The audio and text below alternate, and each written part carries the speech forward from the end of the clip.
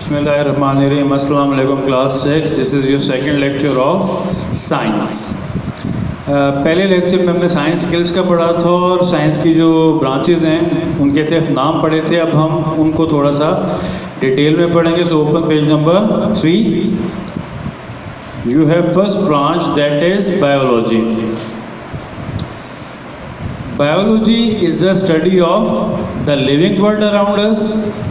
It covers everything from what goes on inside the bodies of animals and plants, to the natural environment where they live and upon which they rely for food and shelter. Modern technologies such as biotechnology and microbiology are based on applications of biology. मैंने ये सिर्फ read किया है, मैं अभी आपको explain करता हूँ कि बायोलॉजी को हम कहते हैं जो है उसमें हम पढ़ते हैं जितने भी लिविंग थिंग्स हैं अराउंड द वर्ल्ड उनके बारे में. अब वो क्या क्या कवर करते हैं? Inside the bodies of animals and plants, यानी कि प्लांट्स और एनिमल्स की बॉडीज़ में क्या क्या है, उनकी कॉम्पोजिशन क्या है, उनके ब्लड का स्ट्रक्चर, इस तरह की चीज़ें हम बायोलॉजी में पढ़ते हैं. To the natural environment where they live and upon where they rely for food and shelter. और नेचुरल इन्वायरमेंट जैसे हमारा इकोसिस्टम है जहाँ पे हम लोग रहते हैं, वहाँ पे किन किन चीज़ों पे हमारी बॉडी रिलाई करती है, और स्पेसिफिकली उसमें फूड एंड शेल्टर आ गया. ठीक है. मॉडर्न टेक्नोलॉजीज़ में हमारे पास बायोलॉजी की आ जाती है बायोटेक्नोलॉजी एंड माइक्रोबायोलॉजी, और ये एप्लीकेशंस हैं. एप्लीकेशन कहते हैं ये हमारे पास प्रैक्टिकल लाइफ में इस्तेमाल होते हैं. जैसे we have fields of crops. Okay, now fields and crop में हमारे पास सीड्स और उनकी जो भी कंपोजिशन है और जितनी भी उसकी क्वांटिटी रिक्वायर्ड है वो हम डील करते हैं. सिमिलरली इस पिक्चर में आप देख रहे हैं कि साइंटिस्ट यूजिंग माइक्रोस्कोप क्या करते हैं. माइक्रोस्कोप में हम लोग माइक्रोस्कोप में बहुत स्मॉल ऑर्गेनिजम्स जो होते हैं जो कि नेकेड आई यानी हमारी आम आंख से हमें नज़र नहीं आते क्योंकि उन बहुत छोटे होते हैं साइज़ में, इसको हम यूज़ करते हैं थ्रू माइक्रोस्कोप. अब जिस तरह ब्लड टेस्ट होता है, ठीक है, ब्लड टेस्ट में क्या होता है कि हम ब्लड का सैंपल देते हैं और हमें वो फिर बताते हैं कि हमारे ब्लड की कंपोजिशन में क्या चीज़, अगर तो नॉर्मल है तो सब कुछ विद इन क्वांटिटी आता है, लेकिन अगर कोई चीज़ लैग कर रही है तो वो हमारी बीमारी को इंडिकेट करता है. तो थ्रू माइक्रोस्कोप डेफिनेटली उसको हम पढ़ते हैं माइक्रोबायोलॉजी में या बायोटेक्नोलॉजी में. ठीक है, जिसमें हम लोग आप समझें सेल्स के बारे में पढ़ते हैं, चाहे वो एनिमल सेल्स हों या प्लांट सेल्स हों. I think it's enough for class 6 for biology. अब हम आएंगे केमिस्ट्री में. Chemistry is the study of all the substances that make up the physical world around us. It covers the physical properties and the reaction of all elements and compounds we find on Earth and throughout the universe. Modern technologies in the petrochemical industry and pharmaceutical industry are based on the application of chemistry हम पढ़ते हैं substances के बारे में, जो physical चीज़ें हमारे इर्द गिर्द हैं. हर चीज़ में केमिस्ट्री कवर होती है, हर चीज़ में जो चीज़ भी आपके अराउंड है.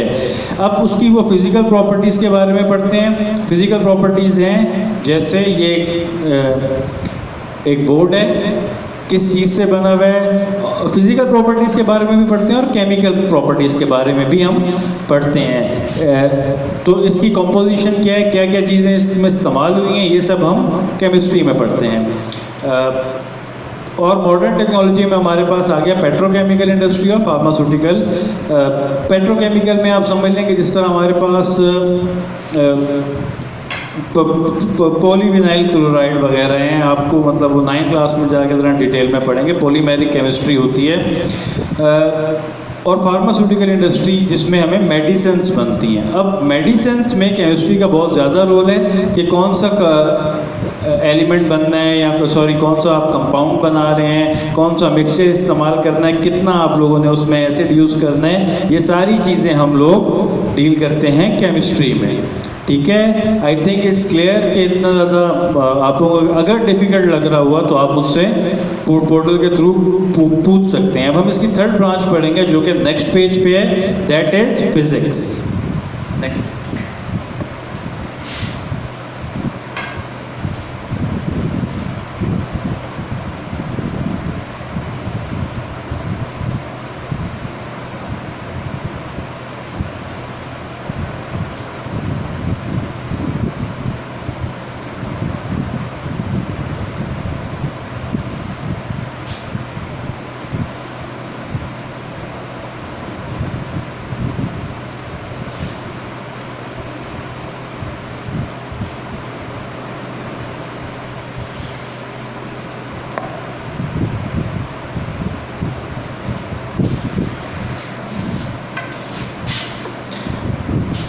Okay, now on page number 4, we have third branch of science, that is physics.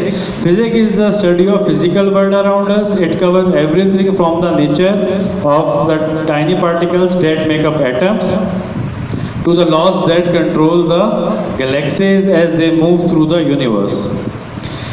Modern technologies such as electronics and information technology are based on application of physics. तो physics क्या है बेटा, सारी चीज़ें जो हमारे इर्द गिर्द हैं फिज़िकल वो उसको हम फिज़िक्स में डील करते हैं। और ये चीज़ जो भी नेचर की है, चाहे वो एटम है, एटम हमारे पास स्मॉलेस्ट पार्टिकल होता है, तो इसमें जो टिनी पार्टिकल्स हैं जो कि एटम्स बना रहे हैं उसको, और वो लॉज जो गैलेक्सीज को इवन मतलब गैलेक्सी कहते हैं हम लोग कहकशां को, यहाँ पर जो हमारा सोलर सिस्टम है वो एक गैलेक्सी का पार्ट है और इस तरह की बहुत सारी गैलेक्सीज़ हैं।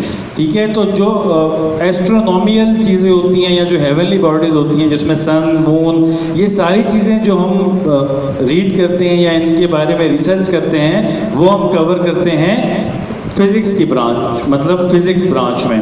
ठीक है, साइंस की जो ब्रांच है जिसमें हम ये सारी चीज़ें डील करते हैं वो है फिज़िक्स। अब यूनिवर्स जो है इसमें इसके बहुत ज़्यादा वसी चीज़ है, ये कायनात जो है बहुत वसी है, तो जितने भी हमने उसकी थोड़ी बहुत रिसर्च की है वो हमने फिज़िक्स में की है। ठीक है, अब मॉडर्न टेक्नोलॉजीज़ में क्या क्या आ गया, इलेक्ट्रॉनिक्स एंड इंफॉर्मेशन टेक्नोलॉजी जो कि फिज़िक्स से रिलेट करती हैं। इलेक्ट्रॉनिक्स में हमारे पास जितने भी इलेक्ट्रॉनिक इक्विपमेंट्स हैं और किस तरह वो बनते हैं, अब उसमें जो माइक्रोचिप्स यूज़ हो रही हैं, ये सारी चीज़ें हम किसमें डील करते हैं, फिज़िक्स में।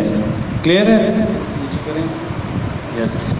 जैसे सर्किट बोर्ड्स आके आपने देखा होगा कि कोई भी चीज़ हम कंप्यूटर हो गया या मोबाइल हो गया उसके अंदर सर्किट्स लगे होते हैं इस तरह के, तो ये हमारे पास डील होते हैं फिज़िक्स में। ठीक है, और सम हाउ इसमें बाकी ब्रांचेस भी यूज़ होती हैं, केमिस्ट्री भी का भी इसमें काफ़ी रोल होता है। ठीक है, scientist have made important discoveries but they all had to start somewhere, just like you, they had to start at the beginning. They had to learn how to investigate a problem using instruments to take measurements, how to handle the information they obtained, and above all how to work safely. Scientist ने बहुत ज़्यादा चीज़ें इजाद की हैं या discover की हैं उन्होंने। अब जाहिर सी बात है किसी ने स्टार्ट तो लिया होगा ना, तो डेफिनेटली कोई भी चीज़ जब आप रिसर्च करने पे आते हैं तो आपको स्टार्ट करना पड़ता है, दैट उसका स्टार्ट बहुत इम्पॉर्टेंट है। अब उन चीज़ों को आपने कैसे पढ़ना है, उनको इन्वेस्टिगेट करना है, उनमें प्रॉब्लम सॉल्विंग देखना है, कैसे जो इंस्ट्रूमेंट्स हैं आप कैसे इस्तेमाल कर रहे हैं, आपने उनकी मेजरमेंट्स कैसे लेनी है, इंफॉर्मेशन को कैसे गैदर करना है और उसको कैसे डील करना है, इन सब चीज़ों के साथ साथ बहुत ज़्यादा ज़रूरी है कि सेफ्टी कैसे आएगी। सेफ्टी कहते हैं अपना बचाओ या अपने इर्द गिर्द जितने भी लोग हैं या जितने भी एनवायरनमेंट है उसका बचाव आपने कैसे करना है कि हैज़र्ड ना आए किसी की, मतलब किसी को किसी किस्म का ना मटेरियल लॉस हो ना कोई पर्सनल लॉस हो। ठीक है, देखें कोई भी ब्रांच है साइंस की डेफिनेटली उसको हम डील करेंगे, उसके रिसर्च वर्क करेंगे लेबॉर्ट्री में।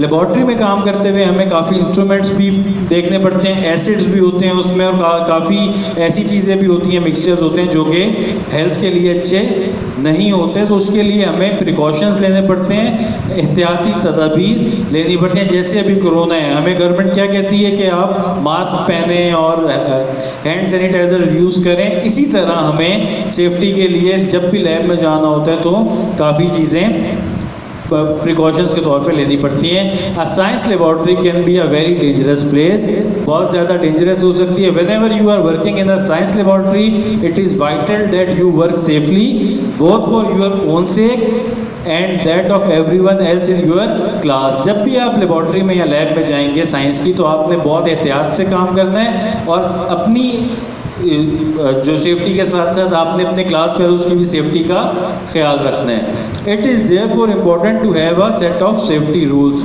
जब भी आप लैब में जाते हैं, किसी भी लैब में, तो उस लैब में रूल्स लगे हुए होते हैं। You must have to follow those rules strictly, ठीक है, क्योंकि ये कोई मतलब नॉन सीरियस एटीट्यूड की वजह से नुकसान हो जाता है ज़्यादा।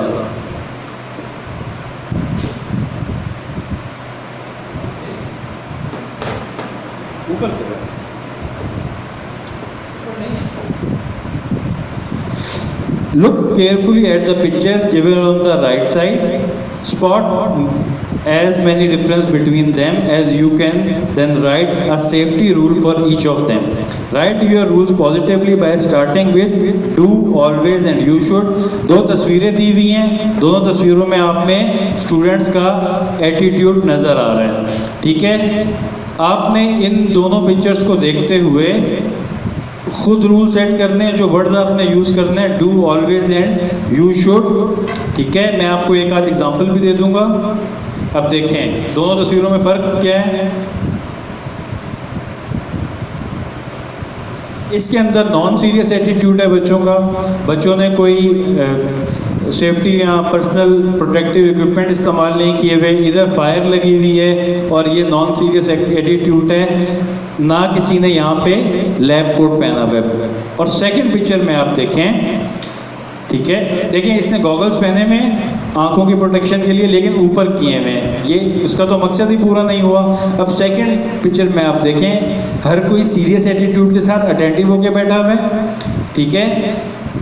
इसमें देखें इन्होंने गॉगल्स पहने हुए। इस पिक्चर में ये जो है इन्होंने बाल खुले छोड़े हुए हैं स्टूडेंट ने, और इसमें बांधे हुए हैं। जब भी लेबॉर्ट्री में जाएंगे बाल बंधे होने चाहिए, क्योंकि लेबॉर्ट्री में आग भी होती है, सो ऐसी चीज़ों पे आग ज़रा जल्दी कैच हो जाती है। इसमें सारी चीज़ें ऑर्गेनाइज्ड हैं, बट सिमिलरली इसके अंदर हमारे पास थोड़ा सा नॉन सीरियस एटीट्यूड है, जो कि लीड कर सकता है काफ़ी हैज़र्ड सिचुएशन में। अब आपने रूल्स किस तरह बनाने, फॉर एग्जांपल पहला वर्ड आप always wear goggles while working on in laboratory, you should wear lab coat during your lab class, you should